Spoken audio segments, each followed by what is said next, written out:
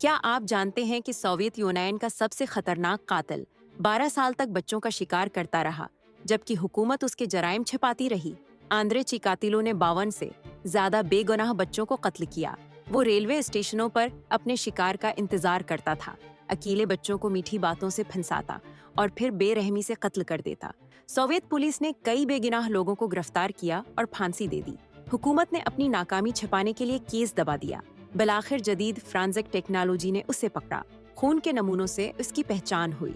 गिरफ्तारी के बाद उसने अपने तमाम जराइम कबूल किए। इसके एतराफात इतने खौफनाक थे कि तजर्बाकार जासूस भी कांप गए।